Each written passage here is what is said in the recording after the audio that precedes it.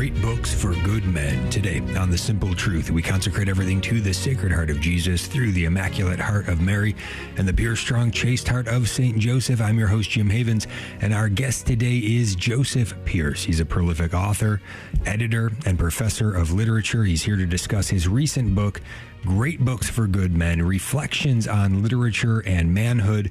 You can get it from Ignatius Press, the publisher, ignatius.com. You can also go to his website to find a lot of great things, including all of his books, jpearce.co. Joseph Pearce, welcome back to The Simple Truth. How are you today? I'm very well, thank you, and thanks for inviting me back. Yeah, it's great to have you back with us. Excited to dive into this work with you. But first, before we begin, I do want to encourage folks, if you enjoy listening to The Simple Truth and the other great shows here broadcast on the Station of the Cross, please support our 2025 Fall Appeal. Many easy ways to donate. Simply return the envelope from our recent mailing or go to thestationofthecross.com or use the iCatholic Radio mobile app. You can also call in your pledge weekdays 8 to 5 p.m. Eastern at 1-877-711-8500. We do thank you for your generous support. All right, let's get into this great little book. So, Joseph, why did you write this book specifically for men, and what makes the male path to virtue unique in today's world?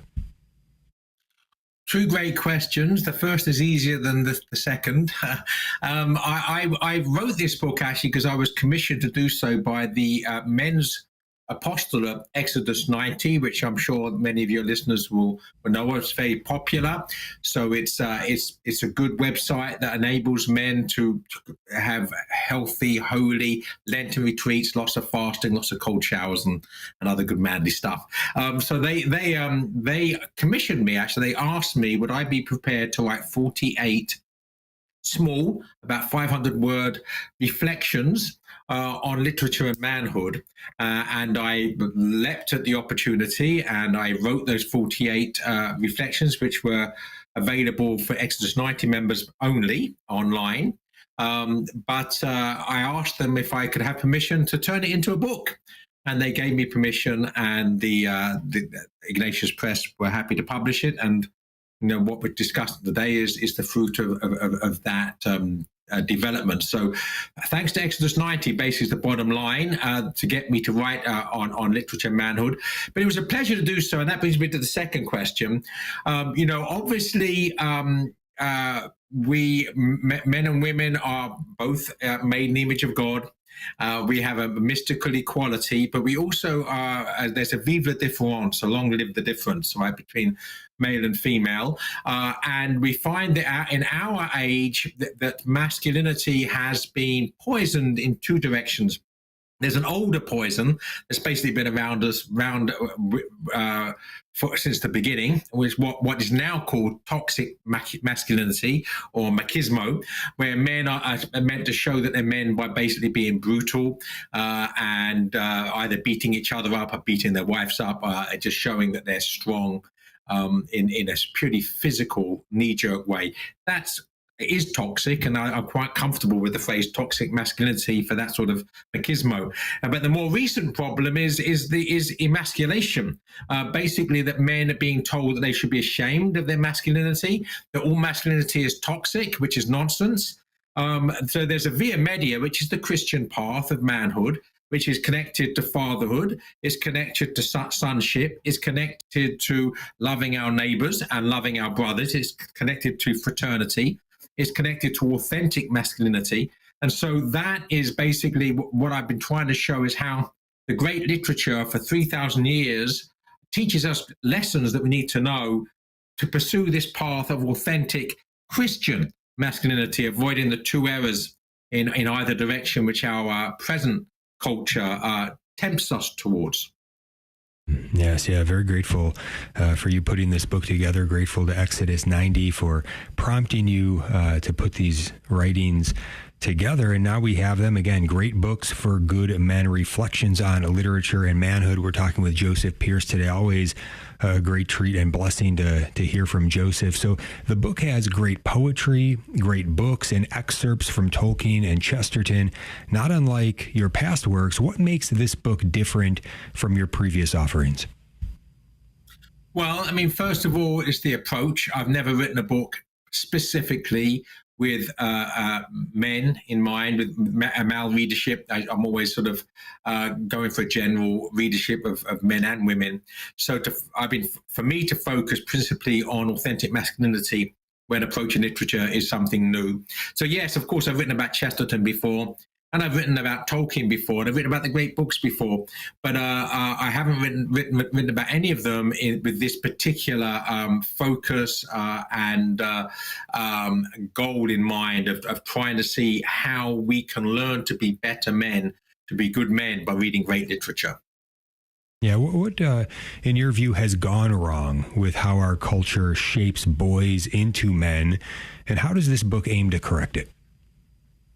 Yeah, well, basically, you know that always there's the tendency and the temptation towards pride, and with men, that pride often takes the shape of aggression, right? Of violence for the sake of violence, of asserting ourselves, of showing that we are stronger, normally physically and not in any other sense.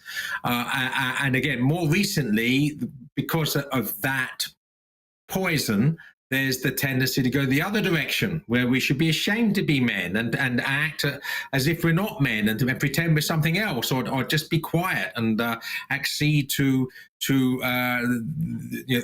women and just be the quiet person in the room who has nothing to say because we have nothing worth saying. Well, that clearly is not the case, and there's an authentic masculinity which we see first of all in the person of Jesus Christ, but we also see exemplified in the great works of literature going right back to Homer, so 700 or 800 years before the time of Christ, right up to contemporary works of the 20th and 21st century. So basically we are called to be part of the great conversation of 3,000 years of Western civilization, which is the great conversation which teaches us wisdom, teaches about the mistakes we've made in the past so we don't make them again, teaches about things we got right in the past so we can continue to do them right, and the accumulated wisdom of the ages, the wisdom of the sages, the wisdom of the ages, that we are in some sense standing on the shoulders of giants. And that's that perspective, if you like. I'm standing on the shoulders of giants, showing men what these giants can show us today in the 21st century. Yes, excellent. And where do you think the current crisis in masculinity originated, and how is it affecting men today? Well, I mean, certainly that there has the rise of radical feminism, which we might call toxic femininity, which is really women wishing they were men and trying to be men and trying to basically accepting and embracing the capitalist understanding of who we are. We're merely homo economicus, and the only worth we have is the extent to which we're contributing to the economy. That's a reductionist understanding of who we are. We're much more than that. We're homo viator, man, and that includes women in this case, of course, inclusive.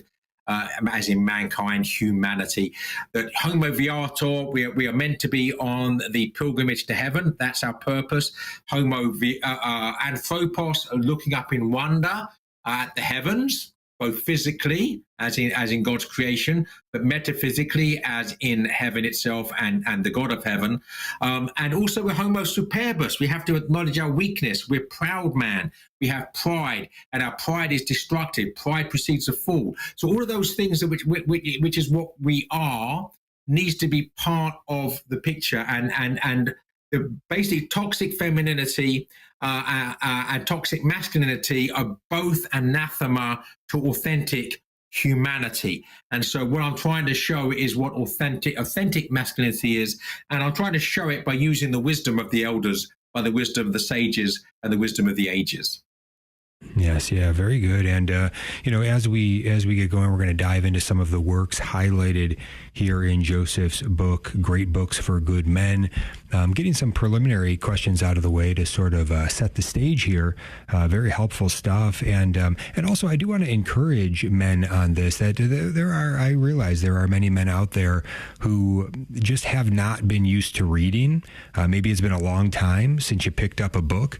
I would highly encourage you that this is a wonderful book to pick up if you haven't picked up a book in a long time, because it's short in terms of the various chapters here, highlighting each one of these works, and then it's not just giving you some of the work itself, gives you little excerpts, but also giving you some concise analysis that I think is going to be very helpful, very practical. Joseph, any encouragement you have to men who maybe it's been a while since they've really read much at all? Well, yeah, first of all, I think that we need to be aware of the dangers of the techno-addicted culture in which we live. Many of us now spend much more time bowing our heads over our personal devices than bowing our heads to God. That our gadgets have become godgets, and we spend more time with our godgets than our God. So these are things we need to be aware of. And the book itself, anything that takes us away, by the way, from our gadgets is good, and books are one of those things. Prayer's another, of course. Silence, taking a hike out in the countryside, all sorts of things we can do to unplug ourselves from our techno addiction, to break the bad habits. But this particular book, as you rightly say, is slim. It's not a challenge. And if 48 reflections, only 500 words each, take about 3 minutes to read. So you don't have to feel intimidated by picking this up. Mm-hmm. Yes, very good. So Joseph Pearce is with us, diving into his work, Great Books for Good Men, Reflections on Literature and Manhood. Do want to recommend heading over to his website as well, jpearce.co. That's jpearce.co. You can also go to the publisher's website, Ignatius Press, find this book there as well. Again, Great Books for Good Men. We're going to be diving in further in a bit, and 4 sections here in this book. You've got part 1, poems every man should know. Part 2, finding Christ and manhood in great literature. Part 3, the wisdom of G.K. Chesterton. Part 4, finding Christ and manhood in Middle Earth. We're going to be right back with more. Stay tuned. Welcome back to The Simple Truth. Jim Havens here with our guest today, Joseph Pearce, talking about his new book, Great Books for Good Men, Reflections on Literature and Manhood. Do recommend you head over to his website, jpearce.co. You can learn more about Joseph there, as well as all of his good work. Again, jpearce.co. And before we dive back in, I do want to also let you know that if you are buying or selling a home, there's an easy way to help the Station of the Cross at the same time. It's called Real Estate for Life. They have 1,400 experienced, morally grounded agents in the U.S. and Canada. Visit realestateforlife.org to find a Christ-centered, experienced realtor near you. And don't forget to mention the Station of the Cross. All right. So, Joseph, what is the difference between being a good man in a worldly sense and a truly Catholic man? And how does this book help men to close that gap? Yeah, well, first of all, I mean, I think that we have to realize that in some sense, none of us are good men, right? They were all bad men in the sense that we're all sinners and we're all in need of redeeming grace, and without the supernatural assistance of God, we are going to flounder and fall. So when we say great books for good men, I think the title really, we talk about the great books in a moment, but the good men is men who are endeavoring to be good. In other words, the men who have embraced the responsibility of Homo Viator. Homo Viator is an old Christian understanding of who we are. Homo Viator means man on the pilgrimage of life, man on the journey of life, man on the adventure of life, with a goal. There's a goal. It's not just going on a journey for the sake of going on a journey, like going for a hike. It's the goal is heaven. Right. So a good man is one who is at least knows what the goal is and is accepting the embrace and assistance of Jesus Christ to help him get there. Right. That doesn't mean he's not a sinner. So it's for these men that at least trying to be good, that the work is aimed. And what I'm hoping to show is that we have 3,000 years of other good men who are better writers than we are, and perhaps wiser than we are, that have advice to give us to help us on that journey. Absolutely. And why do men need to see ourselves as soldiers of Christ on active service in the church militant? Why is that important? Well, the Catholic Church herself, and the ecclesiology, the understanding of the church herself teaches. Obviously, in one sense, the church is the mystical body of Jesus Christ. The church is also the bride of Christ. There's this mystical marriage, the one flesh. The church is both the body of Christ and the bride of Christ. But the church is also exists in three different places. Right? It's the church triumphant, is the church in heaven. That's the largest part of the church, which has already won the victory. Then there's the church suffering in purgatory, those who have won the victory and are just being cleansed en route to the final victory with the church triumphant. And there's where we are. And the name that the church gives for where we are is the church militant. The church militant means the church at war.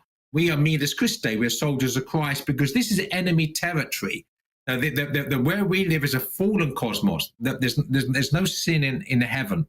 Right? There's no fall in heaven, but there's a fall here and there's sin here. So we're in enemy territory. So we have to face the enemy, and symbolically that has been called the dragon, both in scripture and in mythology and in literature.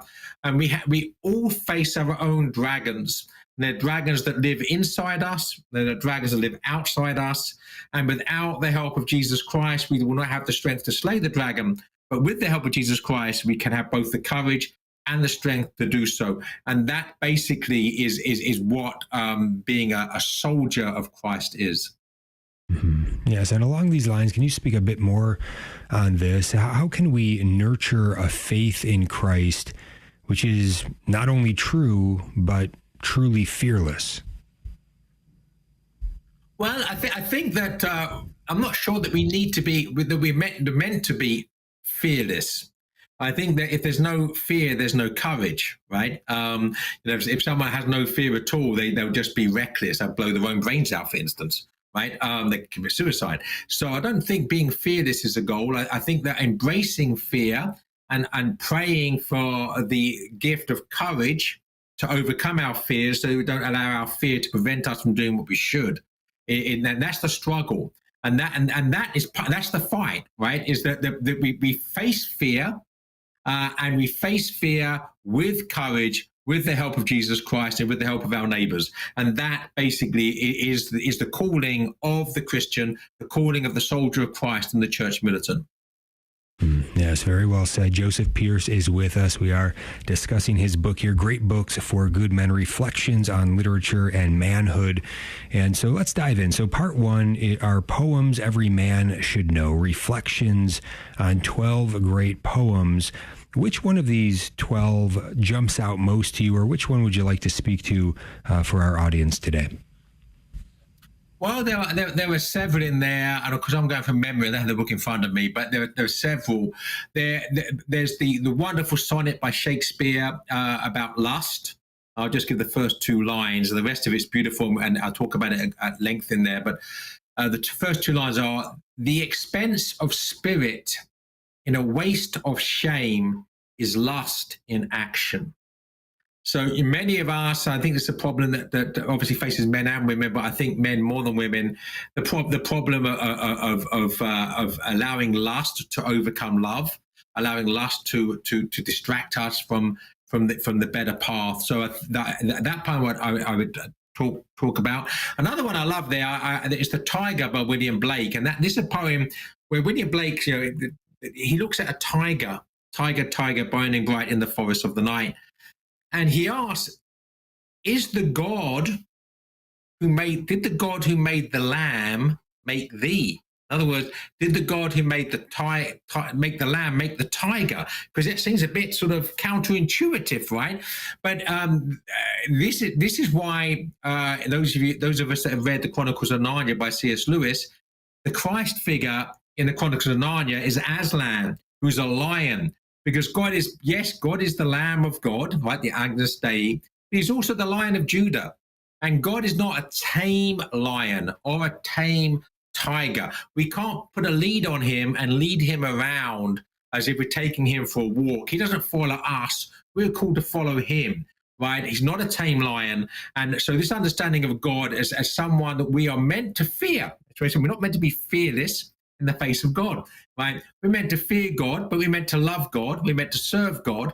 And he's not merely a sort of tame kitten that we can just sort of allow to sort of make us feel good about ourselves or about the culture in which we live. No, God makes demands upon us. He makes commands, commandments, and we are meant to obey. Yes, yeah. One that jumps out to me here. Also, you entitle this this chapter "Being a Man," and it's about the poem "If" by Rudyard Kipling. And this is one that many people would probably have heard before. And the opening lines, again, there's a lot that's very good in this poem, good about manhood. And it says, "If you can keep your head when all about you are losing theirs and blaming it on you." So you get these good images of authentic manhood. But then, as you rightly point out towards the end of the poem, the examples kind of turn, and they're not very good examples on manhood. And what I like about this example in the way that you analyze this poem is that it really shows the strength of one who is analyzing literature, having a Catholic understanding of things, a Catholic worldview, or a right understanding of reality, so that you can take any work and you can measure it not just by maybe your tastes or preferences, but you can measure it against the truth that we know in terms of what Jesus and his Catholic Church have revealed. So you look at Jesus as the measure of manhood, and you say, well, some of this lines up and some of it doesn't. Can you speak a little bit more on that, on using basically a measure as you analyze literature? Well, first of all, Jim, I want to thank you for mentioning, because it's crucial. I read the word crucial as in crux, as in cross, that the perfect man is Jesus Christ. So if we want to measure what it is to be a man, we compare what's being said to us about manhood with the person of Jesus Christ. And that's a good way of judging this particular poem. Rudyard Kipling was not a Catholic. He was a very good poet, a British imperialist, wrote Jungle Book and other things. You know, he's a great writer.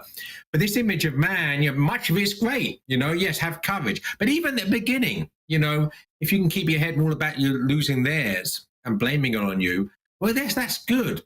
But if you believe that you can do that without the existence of grace, without supernatural help, then you're deluded. Because if you can do it without that, it's because you're basically proud. You are think yourself better than other people. You don't feel you need anybody's help, whether it's God or neighbor. So even the good parts of the poem are problematic, but later parts of the poem, of course, if you can basically put all you have, all you own in one throw of the dice in gambling and lose it all, and yet sort of keep a stiff upper lip in good British fashion and don't bewail your losses, you'll be a man. Well, first of all, you should not have put everything you owned on one throw of the dice. You should not be gambling imprudently. It can be argued you shouldn't be gambling at all, but you certainly should not be gambling imprudently and intemperately. So again, these examples of manhood are a problem. And I think many of us read that poem and said, yeah, that's good. And this, I would say, is an example of a tendency, an eloquence, very eloquent, very lucid, but it's toxic masculinity. It's basically saying, to be a man, you just got to be better than everybody else and push everybody else to one side and be head and shoulders above them. That's not what it's about at all. To be a man is to be a servant, first of all, to serve your wife, to serve your children, to serve your nation, to serve your parents, right? To be a man is to lay down your life courageously for the beloved, which, by the way, does include your enemy. Mm-hmm. Yes, yeah, and this theme that you talk about there, it comes back again in many works. You describe it this way in one chapter as we get into the second part of the book, the weakness of the warrior, talking about Beowulf. And you say here in this lesson that is learned throughout this tale, you write, "This time Beowulf does not glory in his own strength, which had failed him, nor in the glory of human technology, the sword also having failed him. Quote, if God had not helped me, he states, the outcome would have been quick and fatal. To God be the glory." Tell us a little more on this lesson. Yeah, so that's a wonderful epic. It's the Anglo-Saxon epic Beowulf, and it's about the most powerful warrior in the world. So we're told that he's the strongest man there is. No one can defeat him in physical strength in wrestling. He's also the mightiest warrior. He gets the best sword that's ever been forged. So you have the strongest man with the best technology facing a demon, facing evil. And basically what the epic shows us, it doesn't matter how strong you are physically, doesn't matter if you have the best possible technology, you will not defeat evil through your strength or through the strength of technology. Without the help of God, you are going to fail. Yes. Yeah, there is a primacy of grace. We need God. And the wonderful thing is that we can look right at the cross and understand who he is, what he's done for us, what he is doing, what he will do, if only we will humble ourselves before him and receive the grace that he has poured out, the precious blood of Jesus poured out in love for us. What does that say about us? How are we to respond? We are to humble ourselves and to receive the grace that he is pouring out, to repent and believe, and then to strive to be most grateful and faithful in living it out, going forward. God help us. We're going to be back with Joseph Pearce. Much more to go. Stay tuned. We'll be right back. Welcome back to The Simple Truth. Jim Havens here. We are blessed to have as our guest today Joseph Pearce. We're talking about his recent book, Great Books for Good Men, Reflections on Literature and Manhood.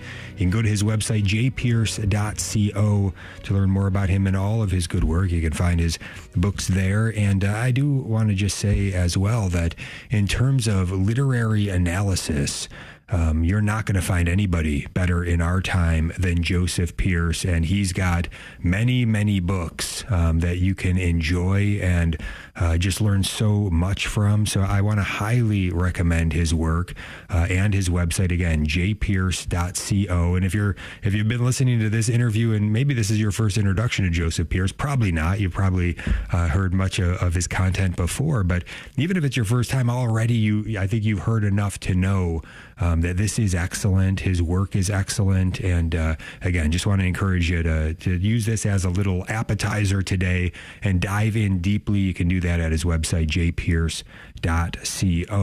But before we get back to the book, I do also want to let you know about iCatholic Mobile. If you don't know about iCatholic Mobile, it's the only Catholic mobile phone company in the U.S. today. When you subscribe to iCatholic Mobile, you do help fund the Station of the Cross. Check out iCatholic Mobile, iCatholicMobile.com. All right, getting back to the book, William Shakespeare, he always has, there's always great lessons there to be found in Shakespeare. You highlight a couple of them for us, a couple different chapters here. One is on Hamlet, and you write about this line, to be or not to be. You write, it is when asking the key question, to be or not to be, that Hamlet struggles with the deepest matters of life and death. Is it nobler to suffer the slings and arrows of outrageous fortune with a patient resignation, or is it nobler to take up arms against a sea of trouble and by opposing end them? Is it better to suffer injustice patiently, or is it more noble to battle against it? So raising a lot of important questions here. What is Shakespeare trying to point us to here? Yeah, well, the thing with Hamlet as a character and Hamlet as the play is that Hamlet does not do anything rashly or recklessly. He does things prudently and temperately, but he does come to the right conclusion. And in the end, he does lay down his life. He does fight physically and mortally, and brings back justice to his own country, Denmark, by laying down his own life. But he doesn't behave in a hot-headed way prior to that. He doesn't just act in a knee-jerk way and attack people before he absolutely knows that there's justice involved. So the answer is, though, that to be or not to be, and those questions that Hamlet asked in that soliloquy, the answer is not either or, it's both and, right? We are meant to suffer wrongs patiently. Patience is a virtue. But we also, where we're able, through our own actions, to fight wrong and to bring about justice, we are called to take action. We should not, one of the key lessons in my life is to not be anxious about things beyond my control. So am I going to worry about the World Bank or the International Monetary Fund? I know it's evil, I might write about it, but they have powers that I can't overthrow, right? So I have to suffer the reality of that sort of globalism, with patience and temperance. But there are some things that I can change within my own sphere of influence. And that's what I am responsible for doing so. And most importantly of all, of course, so in our own families. Now, if we allow ourselves to get distracted about worrying what's happening in the Ukraine or the Middle East or other parts of the world or the federal government, that it impacts our ability to be good fathers or good husbands or good sons or good brothers or good neighbors, then we are failing. Where we do have an ability to change things for the better is in our personal relations with those closest to us. We must not allow that to be jeopardized or undermined by becoming anxious about things beyond our control. Joseph Pearce is with us, jpearce.co. What about King Lear by Shakespeare? The title of this chapter, Worldly Wisdom and Holy Foolishness. What's the lesson here?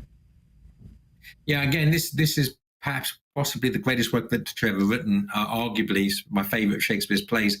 The real lesson of that play is, what is wisdom? Is it having worldly power and creature comforts? Is it becoming rich and wealthy so that you can have a yacht and have all the things you want? Or is wisdom ultimately about embracing poverty, as St. Francis did?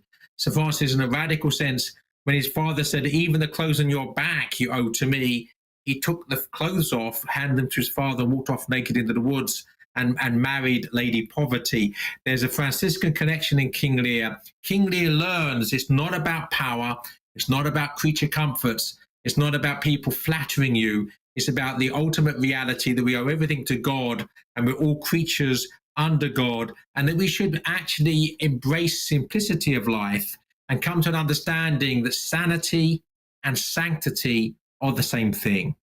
Wisdom and holiness are the same thing. Excellent, yes. And you get into a lesson from G.K. Chesterton in his work, The Ball and the Cross. You write that Chesterton's novel, The Ball and the Cross, shows us how to argue without quarreling. How does it achieve that? Yeah, well, I don't know if I'm supposed to be mentioning topical issues here, but under present circumstances with news that's broken recently, I don't know whether this is going to be shown, but the recent assassination of Charlie Kirk, right? Now, Charlie Kirk, irrespective of whether you agree with him or not, Charlie Kirk is someone who thought that you could bring people to truth through reason, through just loving them and being open to people disagreeing with you and just being civil in communicating with each other our ideas so that we can come to the truth. That's an argument. And what G.K. Chesterton said about his relationship with his brother, he said, we were always arguing, but we never quarreled. So a quarrel is an argument in the absence of charity. And what we see when we have a quarrel as opposed to an argument, in other words, that charity is not involved, we see people taking the law into their own hands. And in this case, for instance, someone decided they're going to kill someone with whom they disagree. So what Chesterton shows in that novel is that it's important to know how to argue without quarreling. Yes, yeah. Feel free to comment on anything you wish. In fact, I know many of our thoughts are with respect to a lot that is swirling around those events that you mentioned with Charlie Kirk today, especially. And tomorrow we will on the show give a little time in at least the first segment to unpack that a little bit more. So stay tuned for that. But as G.K. Chesterton continues to be highlighted in this work, we get into part 3. It features the wisdom of G.K. Chesterton all throughout part 3, and the very first chapter here, Fact or Truth, gets into one of these things that Chesterton is really known for, and that is paradox. Can you help make sure that we understand why this is important to know? Yeah, so Chesterton is the most important single person under grace. Obviously, to God be the glory, but under grace, Chesterton's most important influence on my own conversion. And one of the reasons for that is he's taught me to see that reality is paradoxical. So what's a paradox? A paradox is an apparent contradiction that points to a deeper truth. And Chesterton's so good at these paradoxes, that's why I chose a whole section and took 12 of his aphorisms as a launching pad into my own efforts to show the wisdom of them. But let's not start with Chesterton. Let's start with Jesus Christ. If you want the perfect paradox, and the most perplexing perhaps, the last shall be first and the first shall be last. Now that, on a literal level, on a factual level, because this Chesterton, not facts first, truth first. On a factual level, that's nonsense, right? The last is not first by definition. The first is not last by definition. If you take that phrase literally, it's nonsense. Jesus does not speak nonsense. So he's speaking paradoxically. In other words, if you want to be first in the kingdom of heaven, you make yourself last on earth by laying down your life for others. Put your brother first, put your neighbor first, put your enemy first, put your wife first, right?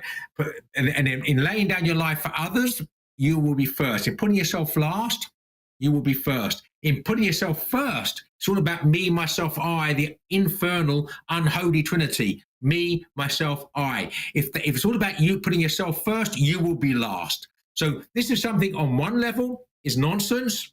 On the deeper level of paradox is one of the most profound truths we need to know in order to live our lives well. Yeah, Chesterton, truly a genius that helps us to see so much. And in this chapter, putting happiness to the test, what is this that he is teaching us? What he calls it the test of all happiness. What is it that he points us to as the test of all happiness? Yeah, basically, that if we want to be happy, we have to begin with humility. And this goes back to Thomas Aquinas. Chesterton's a Thomist. So it's what I call the 5 metaphysical senses. We know what our physical senses are, right? We won't have to tell you what they are. We know, right? Eyes, etc. But our 5 metaphysical senses are sequential. First is humility. If we have humility, we will have a sense of gratitude. If we have a sense of gratitude, our eyes will be opened in wonder. If our eyes open in wonder, we will be moved to contemplation. It's only if we move to contemplation, we experience dilation, dilatatio in Latin, the opening of the mind and the soul into the fullness of reality. So without humility, what's the definition of pride is the absence of humility. If we have pride, we will not have a sense of gratitude. We have a sense of cynicism. We have a sense of cynicism. Our eyes will not be open in wonder. They'll be closed shut in ideology and hatred and resentment. And if our eyes shut in that way, we'll not be moved to contemplation. We'll think we know the truth already. We won't be trying to contemplate thick truths beyond ourselves. And if we don't contemplate, we will, instead of having the dilation of our hearts and souls and minds into the fullness of reality, but the shrinking and shriveling of ourselves into a Gollumized reality. Gollum, we should use the word Gollumize as a verb. That if we're proud, we Gollumize ourselves to shrink and shrivel instead of dilating, opening ourselves out in gratitude. So Chesterton's saying that basically the test of all happiness is gratitude. That really, without humility, we're not grateful, and without gratitude, we're not happy. Yeah, we don't want to be in the likeness of Gollum, that's for sure. And we will get to more on Tolkien in this the final part of the book, which unpacks quite a bit there. But one last thing here on Chesterton, art is the signature of man. This comes from the first chapter of his book, The Everlasting Man, entitled The Man in the Cave. What are you trying to point us to here?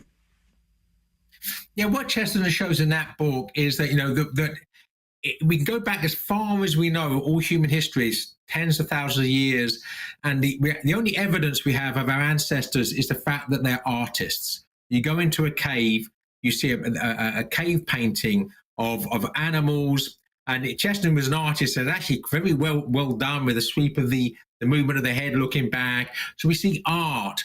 What is art? Art is the use of our faculties creatively. We're the only creatures that do that. We made in the imago. We are the imago Dei.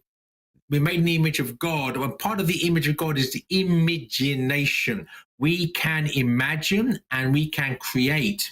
And only God creates, and the only other of his creatures that create are those made in his image, which is us. So he shows us that we have a unity. We're in communion with our most ancient ancestors, because we have more in common with the most ancient ancestors than we have with any other creature on earth, because we are united as the Imago Dei, as artists, as creators. Yeah, great. And we only have about a minute or so until the break here. But as you mentioned, our ancient ancestors, can you speak quickly to his way of defining tradition as the democracy of the dead? Yes, indeed. Very, very briefly, traditions of democracy of the dead is that we should allow our ancestors to be part of the conversation. We should not be arrogant in our ignorance of the past and think that our ancestors have nothing to say to the present.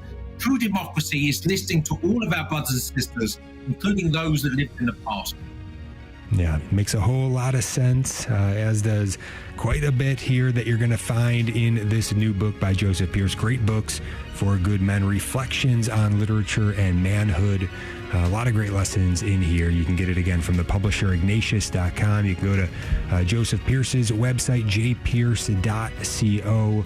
We've got one more segment to go. And when we get back, I am going to ask Joseph to share with us a little bit more about the goodness that we can find that will be of benefit to us by going to his website, jpierce.co. And then we're going to get into a bit more. Stay tuned.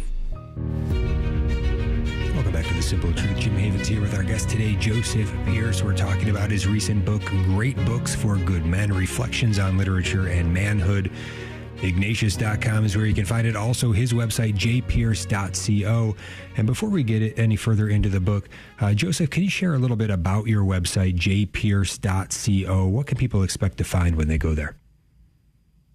Yeah, jpierce.co basically is the best one-stop place for everything I'm doing, because if you want to know what I'm up to, go there. So the most important thing on the website for me is the inner sanctum. So that's the part for subscribers. And every week I record 4 brand new podcasts. So if you subscribe, you're getting an hour's new 15-minute new podcasts every week. So whatever that is, 200 a year. But also everything I write. So for instance, if you send me this link, it will be in the blog section of my website. So everything I'm doing, both online, broadcasting, what I'm writing, will be there. And there's also a book section. So it should be just about all my books. It will give you a link to the publisher's website, so you can go and get it. So if you want to know what I'm doing, it's the best one-stop place for me is jpierce.co. Excellent. All right, jpierce.co. And as we get into the final section of the book on J.R.R. Tolkien, Finding Christ and Manhood in Middle-earth, 12 Reflections on the Catholic Presence in Middle-earth, you do start with the man himself, the man who made Middle-earth, J.R.R. Tolkien. And what would you like to share? What do we need to know about Tolkien that maybe we might not be aware of? Well, the most important thing about Tolkien is the most important thing that he would have thought was the most important thing about him, and that's the fact he was a lifelong, devout, practicing Catholic. So that's very important. Everything he did was informed by and imbued with his really deep-rooted, deep-seated Catholicism.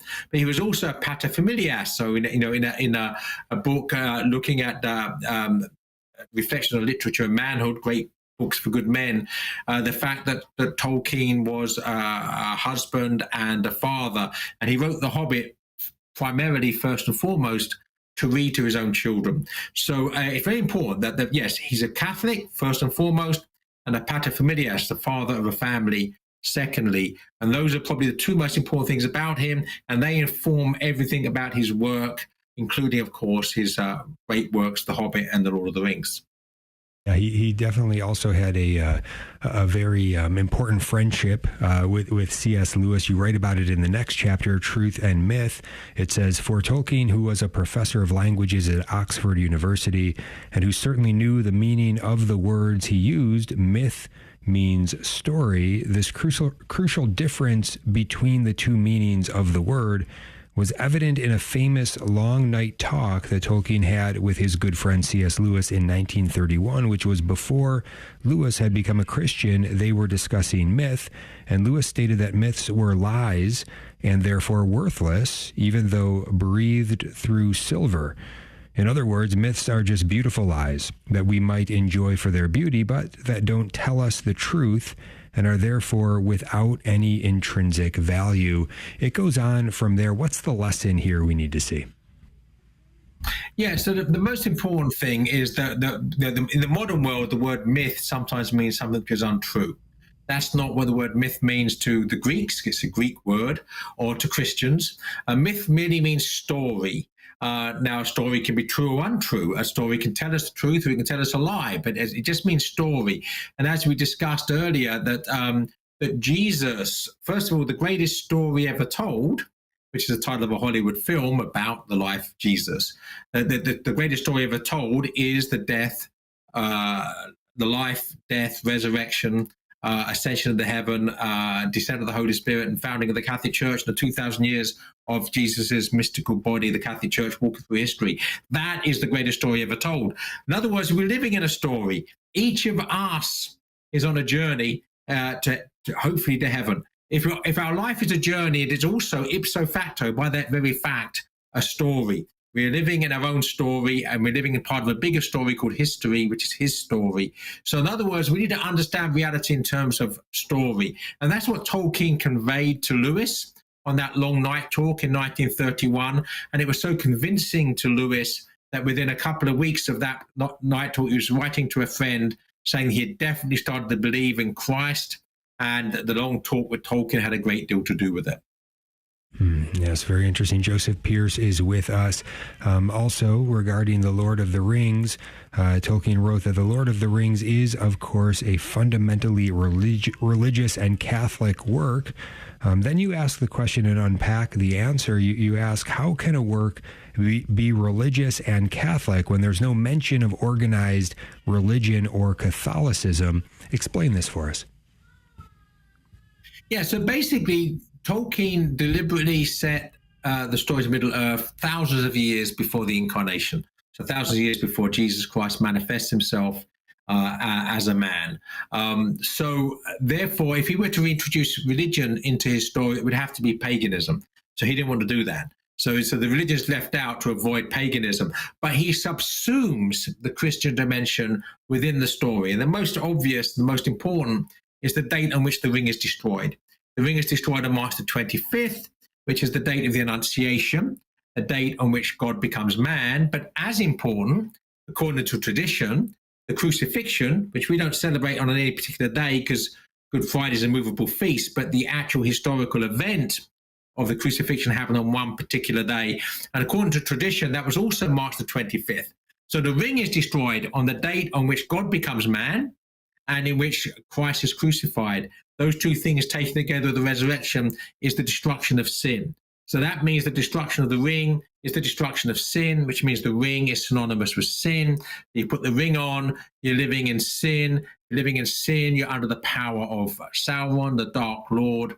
If instead of putting the ring on, instead of being a ring wearer, you're a ring bearer, you carry the weight of sin without sinning, you become a cross bearer. So Frodo Baggins' journey from Rivendell to Mount Doom, he begins on December the 25th and ends on March the 25th. So Frodo's journey is the life of Jesus from his birth to his death. So all of this really powerful Christian symbolism is embedded in the story, which brings it to life theologically.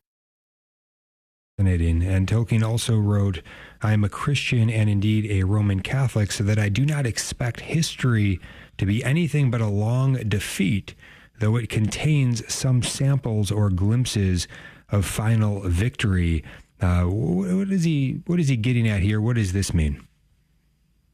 Yeah, so basically that it means that he understands that we live in a fallen cosmos, a broken cosmos, peopled by fallen and broken human persons, which means that there will be no heaven on earth. And those who are trying to make heaven on earth are following a false dream. That a final victory, of which there are hints and glimpses, is the final victory of heaven. That final victory comes when we die, if we have lived good and virtuous lives. So the end of history for each of us, the end of the world for each of us, is our moment of death. But human history will be a battle between the forces of darkness and the forces of light, right up until the final day when things are consummated.